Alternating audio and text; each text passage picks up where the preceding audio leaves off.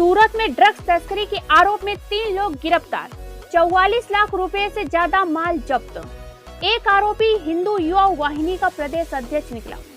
आरोपी विकास अहिर सलादपुरा इलाके में भवानी आइसक्रीम नाम की लारी चलाता है।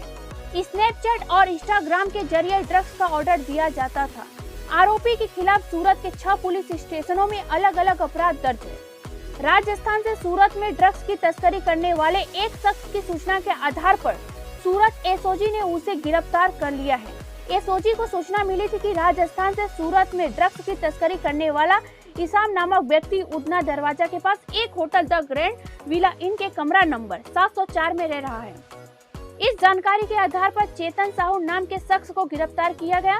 चेतन साहू मूल रूप से बडगाम उदयपुर राजस्थान का रहने वाला है और पुलिस ने उसके पास से 354 ग्राम एमडी ड्रग्स बरामद किया है। इसके अलावा उसके पास से 2 मोबाइल फोन, एक कार और 11,350 रुपए, कुल 44,75,000 रुपए का कीमत सामान बरामद हुआ है।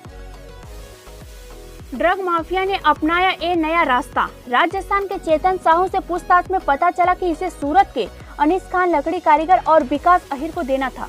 इसके बाद इन दोनों आरोपियों को भी पुलिस ने गिरफ्तार कर लिया। राजस्थान के चेतन से पूछताछ के दौरान और भी खुलासे हुए कि पहले महाराष्ट्र से बड़ी मात्रा में ड्रग्स सूरत शहर के गुसाड़ा में आ रही थी और इन ड्रग सप्लायर्स और पेडलर्स को सूरत सिटी पुलिस ने गिरफ्तार कर लिया था और महाराष्ट्र से आने वाली ड्रग्स की सप्लाई चेन का पता लगाया जा रहा था। इस मामले की जांच करते समय पुलिस को यह भी पता चला कि आरोपी विकास अहिर सलादपुरा इलाके में भवानी आइसक्रीम नाम की लारी चलाता है और वो आइसक्रीम पार्लर में ही थी ऐसी नशीली दवाई बेचता था।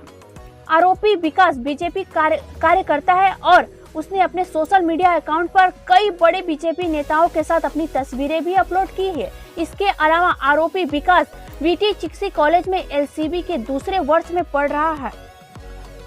इससे पहले विकास ने अमरोली इलाके में एक बिल्डर के ऑफिस में डकैती की थी और उस वक्त अमरोली थाने में उसने खिलाफ अपराध दर्ज किया गया था। उसके पास जो हथियार था उसका लाइसेंस भी रद्द कर दिया गया। पुलिस को यह भी जानकारी मिली कि विकास का फिलहाल राजस्थान के उदयपुर में एक होटल है। इन अपराधियों को पकड़ने के लिए सूरत सिटी पुलिस पिछले 1 महीने से इन पर नजर रख रही थी और सूचना के आधार पर पुलिस राजस्थान से नशीली दवाइयों की आपूर्ति श्रृंखला को तोड़ने के लिए काम कर रही थी। राजस्थान से सूरत में ड्रग्स लाने वाले चेतन साहू को आखिरकार पुलिस पकड़ने में कामयाब हो गई।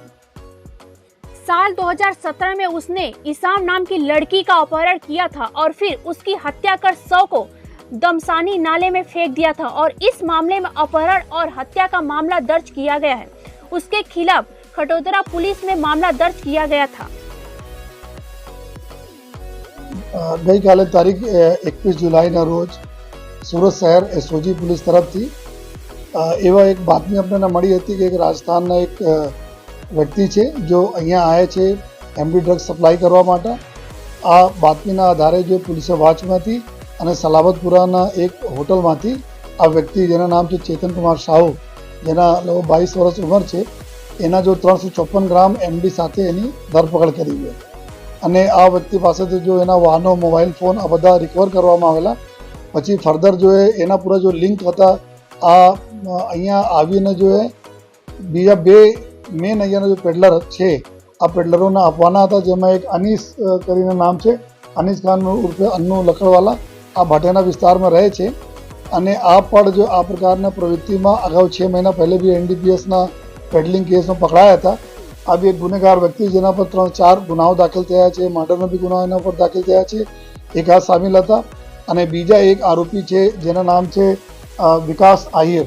આ બી એના ઉપર બી અહીંયાના હિસ્ટ્રી શીટર અને ક્રિમિનલ વ્યક્તિ છે અને 6 જેટલા ગુનાઓ એના ઉપર બી દાખલ થયેલા છે। જો આ બંનેને બી ધરપકડ કરવામાં આવી છે। કુલ 3 આરોપીઓની ધરપકડ કરવામાં આવી છે।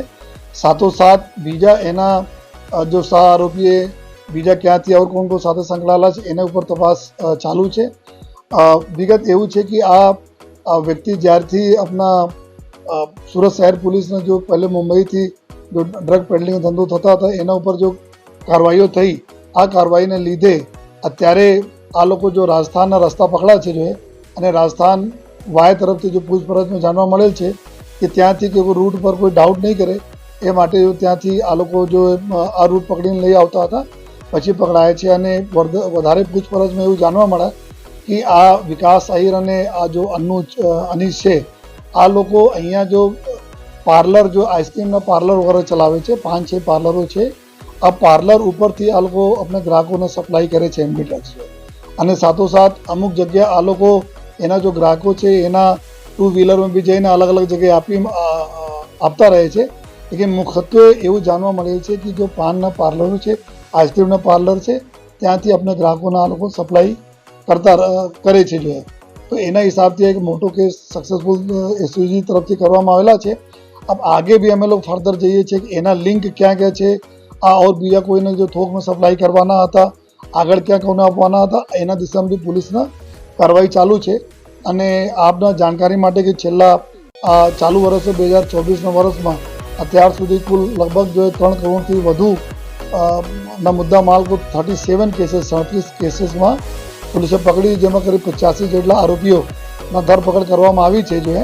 અને સાથોસાથ અમે લોકો આ પણ જોઈએ છીએ કે આ બધા જેટલા બી આરોપીઓ એનડીપીએસ પકડાય છે એના આ પૈસાથી કેટલા આ લોકો આપણે પ્રોપર્ટી વસાયેલ છે, કેટલા મિલકતો વસાયેલ છે, એના ઉપર જો પોલીસ એસઓજીના અને ક્રાઇમ બ્રાન્ચના કામગીરી ચાલુ છે, જેથી આવનાર સમયમાં કાયદા પ્રમાણે એની જે પ્રોપર્ટી બી અમે લોકો સીઝ કરી શકીએ.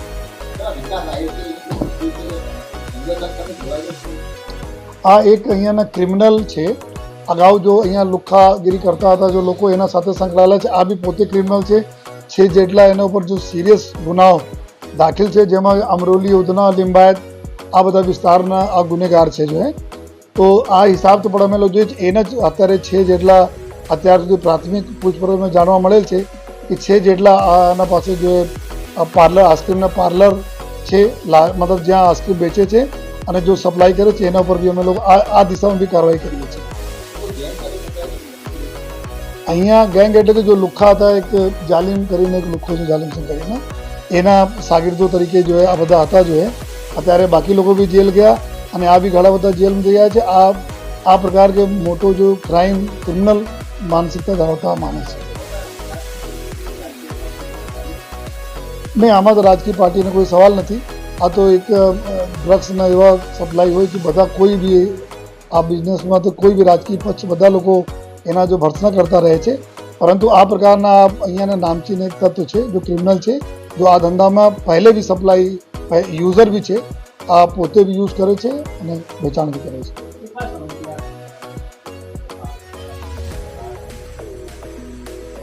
આ જો ગ્રુપ છે જો આપણા ગ્રુપ પકડાય, આ લોકો સ્નેપચેટ અને ઇન્સ્ટાના મારફતે જો અમે લોકોને માહિતી અત્યારે ઇન્વેસ્ટિગેશનમાં કાઢી છે કે આ લોકો યુઝ કરતા હતા. સ્નેપચેટ એના માટે યુઝ કરે કે એક વખત તમે મેસેજ જોઈ લો તો મેસેજ ડિલીટ થઈ જાય, જેથી કોઈ એવિડન્સ બાકી નહીં રહે જોઈએ.